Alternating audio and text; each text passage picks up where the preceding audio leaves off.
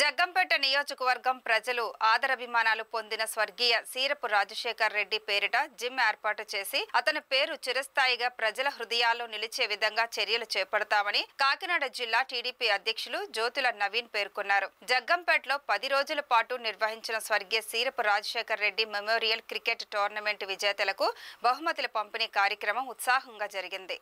ఈ కార్యక్రమానికి ముఖ్య అతిథిగా హాజరైన నవీన్ రాజశేఖర్ రెడ్డి చిత్రపటానికి పూలమాలలు వేసి ఘన నివాళులర్పించారు. అలాగే విజేతలకు బహుమతులు అందజేసి క్రీడాకారులను ప్రోత్సహించారు.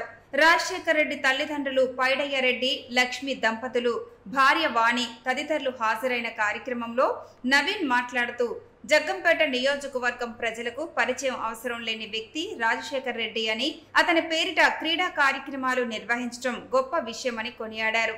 రాజశేఖర్ కుటుంబానికి ఎల్లప్పుడూ అండగా ఉంటామని ఆయన హామీ ఇచ్చారు. అనంతరం విజేతలకు ప్రముఖ పారిశ్రామికవేత్త కర్రి రామచంద్రారెడ్డి జెర్సీలు బహుకరించారు.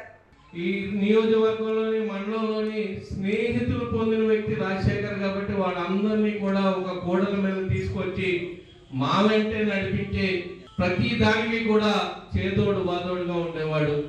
అటువంటి వ్యక్తి ఈరోజు లేకపోవడం ఒకంత బాధాకరమైన విషయమైనా ఎంతమంది స్నేహితులను సంపాదించుకుని, ఎంతమంది అభిమానాన్ని సంపాదించుకుని బతికినంత కాలం కూడా చిరస్థాయిగా తన పేరుని నిలబెట్టే విధంగా తన జీవితాన్ని గడిపిన వ్యక్తికి ప్రత్యేకమైన ధన్యవాదాలు తెలియజేసుకుంటూ, ఏ రోజుకి కూడా మనం ఆ పేరును మర్చిపోకుండా ఇదే జగ్గంపేట కూడల్లో ఒక జిమ్ను ఏర్పాటు చేసి ఆ జిమ్కి రాజశేఖర్ పేరు పెట్టి మన యువతంతా కూడా నిత్యం ఆయన గుర్తుంచుకునే విధంగా అతి తొందరలోనే చేసి ఆ పేరు పెడదామని వేదిక ద్వారా తెలియజేసుకుంటూ, ఆ వ్యక్తిని ఎన్ని జన్మలైనా సరే, ఎన్ని రోజులైనా సరే మర్చిపోలేము కాబట్టి మా గుండెలలో ఉంటాడు. రోజు కూడా తలుచుకొని రోజు ఉండదు.